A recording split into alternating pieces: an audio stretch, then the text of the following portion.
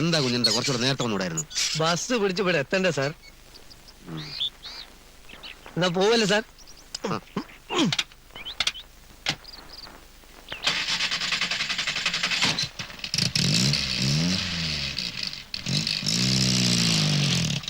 നിർത്ത് നിർത്ത്.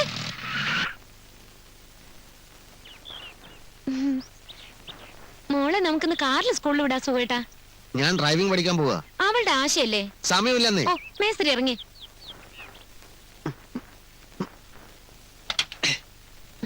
കേറുമോ?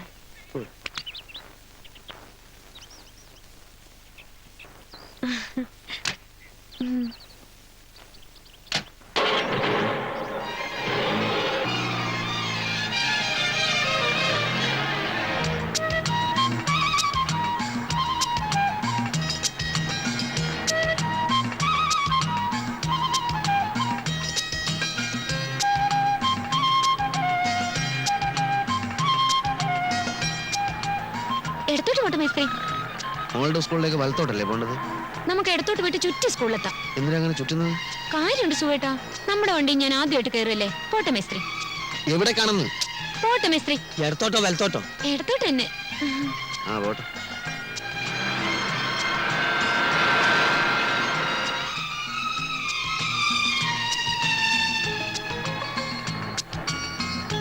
മേസ്ത്രി ആ കടയുടെ മുമ്പിൽ നിർത്തേ. എന്തിന്? ആ നിർത്ത് നിർത്ത് നിർത്ത്. നിർത്താന്ന്? ഇവിടെ തന്നെ. എന്തിനാ? ഒരു മിനിറ്റ് സുഖേട്ടാ. എന്ത്? ഒന്ന് ഇറങ്ങി. എന്തിനാണെന്ന്? ഒന്ന് ഇറങ്ങി സുഖേട്ടാ.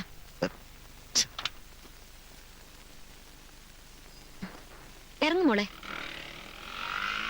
മോഹനം നോക്കുന്നുണ്ട്. നോക്കട്ടെ. വാ.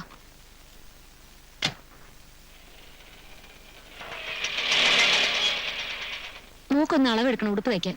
ബാഗ് താ.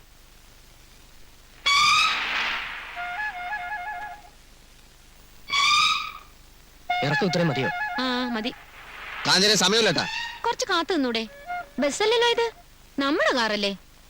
നമ്മള് കാശ് കൊടുത്ത് വാങ്ങിച്ച നമ്മുടെ കാറിന് എന്നെ കുറച്ച് വെയിറ്റ് ചെയ്യാം. സാറിന് അഞ്ജനല്ലേ? മമ്മി ദാ ചെറിയച്ഛൻ. മിണ്ടായിരിക്കും അവിടെ. തുണി എവിടെ? തുണി? ആ തുണി ഇപ്പൊ കൊണ്ടുവരാം.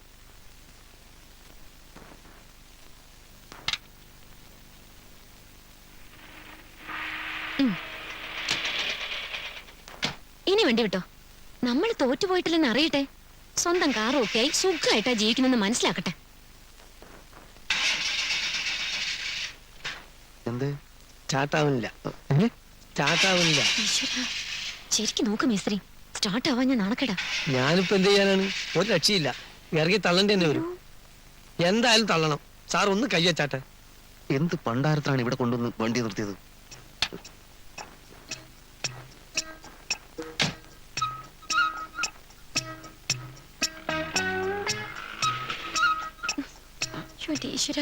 ആരെയാണോ കണിയേണ്ടത്? ചേച്ചും കൂടി ഇറങ്ങി തള്ളണ്ടി വരുന്നാ തോന്നണേ. പറ്റില്ല, അങ്ങനെ നാണക്കട എനിക്ക് വയ്യ. നല്ലപോലെ ആഞ്ഞി തള്ളു സാറേ.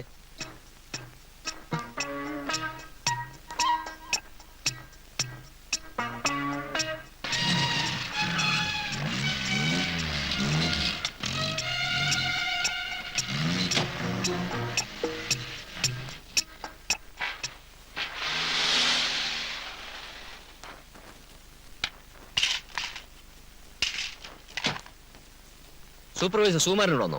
ഇല്ല സാർ. ഇല്ലേ? ഇല്ല, വന്നില്ല. മേസ്ത്രിയോ? രണ്ടുപേരും കണ്ടില്ല. Useless fellows.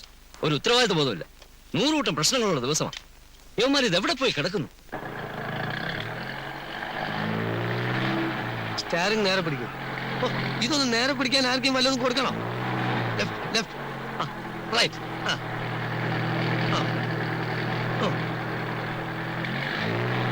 എന്റെ അമ്മേ, സാറെ അനാവശ്യമായിട്ട് സ്റ്റാരിങ് അങ്ങോട്ടും ഇങ്ങോട്ടും വെട്ടിക്കരുത്. കുഴി, ഒരു ചെറിയ കുഴി ഉണ്ട്. പേടിച്ചാൽ വലിയ കുഴി വന്നാലും ചെയ്യും. ആ സെക്കൻഡിലിടും. കാണട്ടെ. എന്താ പറിച്ചിട്ടാണല്ലോ പരിപാടിയാ. ഇതേ ഞാൻ പറഞ്ഞിട്ടുണ്ട് ഗിയർ മാറുമ്പോ ക്ലച്ച് അമർത്തണമെന്ന്. അപ്പൊ ആക്സിലേറ്ററോ? അത് പിന്നല്ലേ. ഓ, ഈ നടുവിലുള്ളതാണോ ക്ലച്ച്?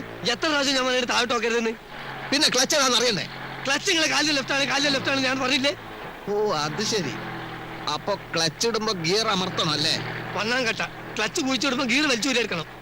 അപ്പൊ ബ്രേക്കോ? ബ്രേക്ക് ഇടുന്നതെല്ലാം കൂടി പണ്ടാണ് അടിക്കാൻ ശേഷം ഇത്ര ബുദ്ധിയില്ലാത്തൊരു മനുഷ്യൻ എങ്ങനെ പഠിപ്പിച്ചെടുക്കാനാ? അധികം ചൂടാവൊന്നും വേണ്ട. JK കൺസ്ട്രക്ഷൻസിലെ ഒരു സൂപ്പർവൈസറാണ് ഞാൻ. താൻ എന്റെ കീഴിൽ പണിയെടുക്കുന്ന വെറും ഒരു മേസ്ത്രി, അത് മറക്കരുത്. അങ്ങനെയാണെങ്കിൽ നിങ്ങൾ ഇഷ്ടം പോലെ അങ്ങോട്ട് ഓടിച്ചോളി. നിങ്ങളോ? അല്ല, സാറിന് തോന്നിയല്ല അങ്ങ് ഓടിച്ചോ. ഞാൻ ഓടിക്കും. ഞാനേ പോളിടെക്നിക്ക് പഠിച്ചതാ. യന്ത്രങ്ങളുടെ പ്രവർത്തന രീതിയൊന്നും താൻ എന്നെ പഠിപ്പിക്കണ്ട. അതിനാരെതിരെന്ന് എങ്ങനെ വേണേലും നിങ്ങൾ അല്ല സാറ് തന്നെ അങ്ങോട്ട് ഓടിച്ചോ. ആ, ഞാൻ ഓടിക്കാം.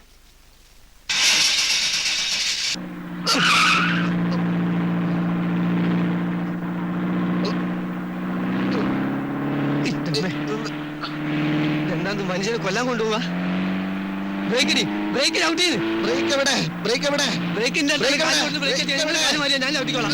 എവിടത്തേക്കാണ് നിങ്ങൾ കൊണ്ടുപോകണം?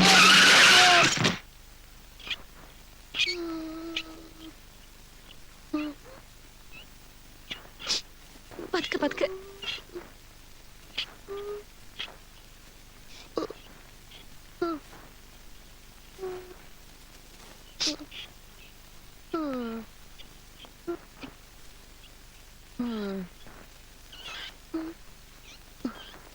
നിങ്ങളുടെ വിടാതാ. സന്തോഷം. പിടിച്ചു.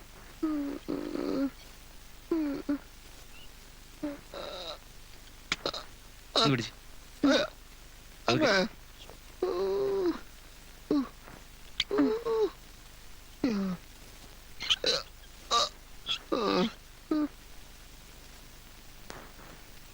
സാറേ, എത്ര ദിവസം കിടക്കേണ്ടി വരും? ഡോക്ടർ പറയും. മതി, തിരക്കില്ല. കിട്ടേണ്ടത് കിട്ടിക്കഴിഞ്ഞാ തോന്നേണ്ടത് തോന്നാൻ ഇത്തിരി സമയം നല്ലതാ. അല്ല, മീൽസ് ഒക്കെ ഇവിടെ സപ്ലൈ ഇല്ലേ? ഊണേ.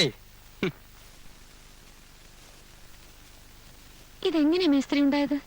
ഞാൻ ഈ പോളിടെക്നിക്കിലൊന്നും പഠിച്ചിട്ടില്ലല്ലോ. അതുകൊണ്ട് ഈ യന്ത്രത്തിന്റെ പ്രവർത്തനം ഒന്നും എനിക്ക് ഇഷ്ടമല്ല. അങ്ങനെ സംഭവിച്ചാ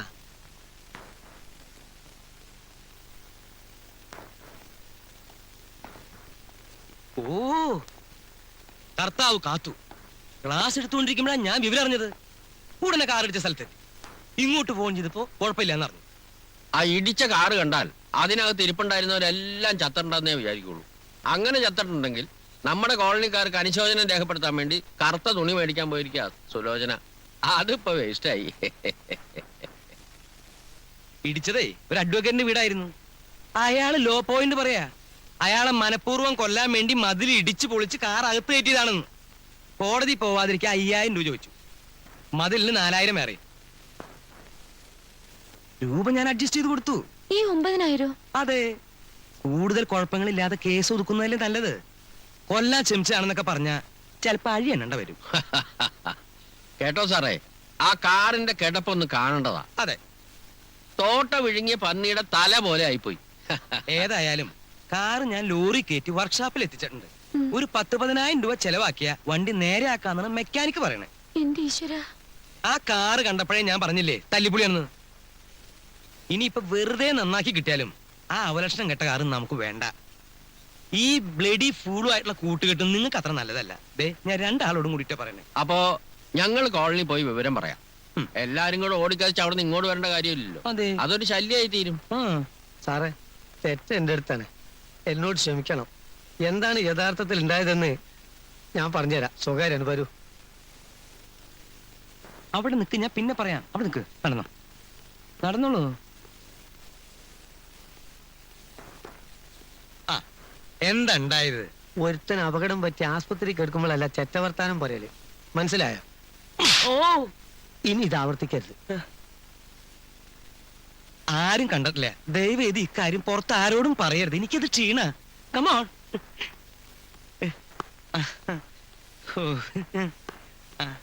അതെ, ഞാൻ വിചാരിച്ച പോലെ ഒന്നല്ല കേട്ടോ. ഇയാളാള് വളരെ ഡീസന്റാ. തകരാറ് കാറിന്റെ ഒന്നല്ല.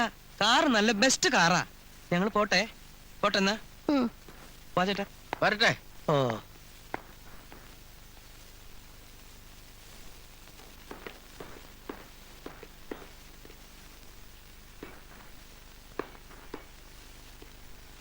വലത്തെ കണ്ണിന് ഒരു കുഴപ്പമില്ല സാർ. ഷട്ടപ്പ്.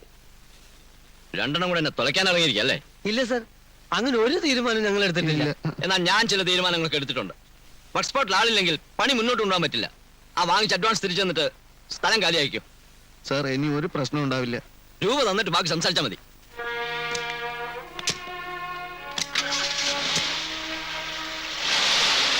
മഹാഭൂഷാസിയാണ്.